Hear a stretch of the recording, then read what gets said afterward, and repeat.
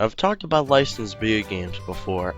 Unfortunately, most franchises get no respect, but the Cars property got lots of respect, not getting one shovelware title, and there were 4 mainstream titles. Cars is a very successful franchise, spawning everything from toys, books, clothing, a sequel, with a 3rd movie on its way. The franchise has a huge following that spans 2 generations. Now, there are 4 games in the franchise, but these 3 other licensed games should be the only 3 licensed by THQ, as after that, Disney took it on their own hands. Games that are not shovelware, like Hero Pants. Games that earn their place in their fans' hearts, like Battle for Bikini Bottom.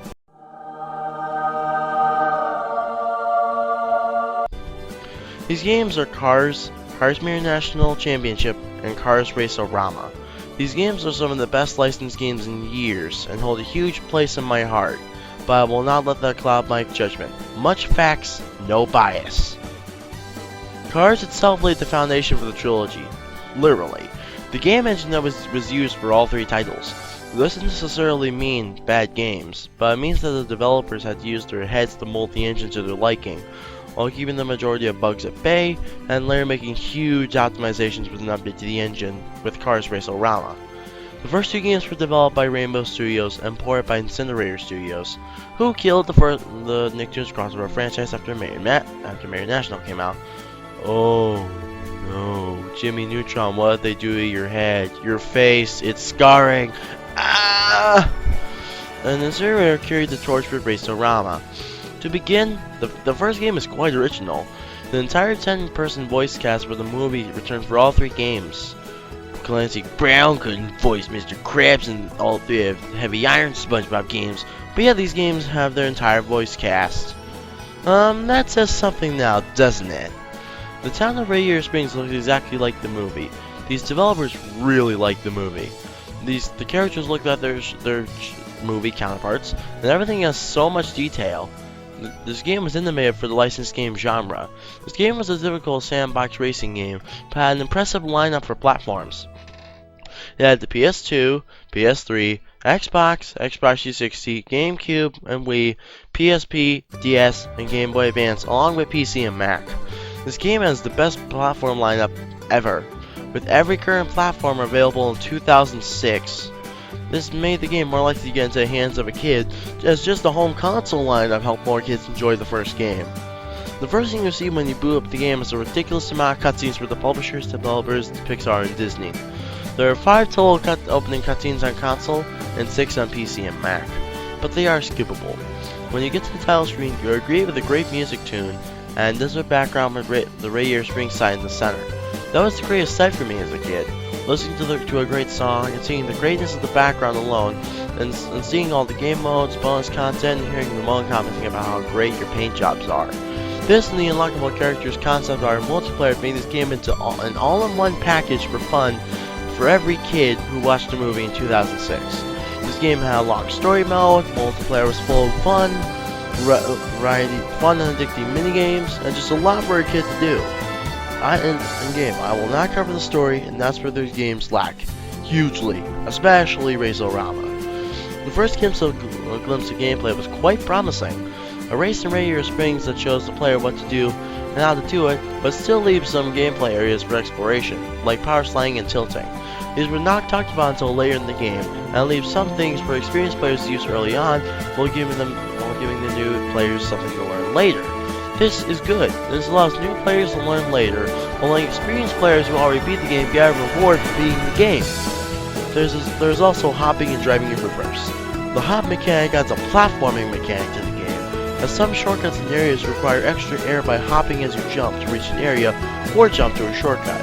There's also a boosting mechanic, where after each piston cup race, you unlock an additional space for your boost tank. So when you're in the back of the pack and need a quick boost, hit the boost button to watch everybody else lose their crowns. This game is split up into 3 areas: Radiator Springs, Ornament Valley, and Tailfin Pass. These areas are all pretty big, as they have lots of hidden puzzles, races, and more. The main currency is bolts, as they unlock everything in the game, and there are loads of these. There are also Lizzie's postcards, and there are 80 of them. These are like Patrick's socks and Battle for Bikini Bottom. These are not required to beat the game, but they are there for replay value. Remember, there are two words in that phrase. Half is replay, the other half is value. This is why postcards are not value, but gems are. So now on to music. This game is a blend of licensed tracks and music composed by Bruno Kuhn. The music is great and for the most part fits the game. Not much to say here.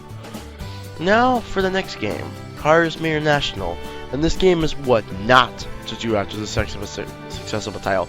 Completely recycle it. And I mean recycle like the entire cereal box recycled. This game had their large corners cut, like the entire freaking budget. Worse than Truth or Square's budget. And that was tiny. THQ killed this title. This game has less races, but more minigames. This brings up the question of quality or quantity. While Cars have more races and higher quality minigames, while Mirror National have more minigames and less races. So Cars is superior in quality by miles. There's not much to say about Mirror National other than this clip.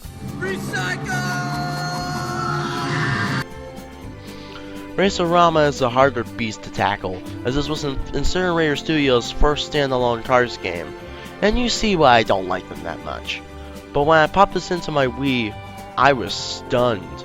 This game was better than Cars. First, this game updated the engine with reduced loading and saving times, bigger areas, and overall better performance. If Incinerator didn't make the FPS drop when Cars flooded the screen, jeebus. The game has bigger areas and combines the 3 areas from the previous games into one, and other areas exist. This is awesome. Everything is improved, but a little bit is still recycled, but not completely. Plus you can customize McQueen with parts. That is insane. To conclude, Cars Race-O-Rama is the best of the trilogy. Cars is second, and Mirror National is just a recycled mess. These games are good in their own right, but it comes down to what you can feel you can score on it. They're all fun. And besides, these games are all good. They're all fun to play. It's a matter of, do you want more single player, or do you want more minigames to play with friends? That really makes a difference between Cars and Race-O-Rama and Mirror National. Anyways, this is the end of the review. So, thanks for watching, guys, and I'll see you next time.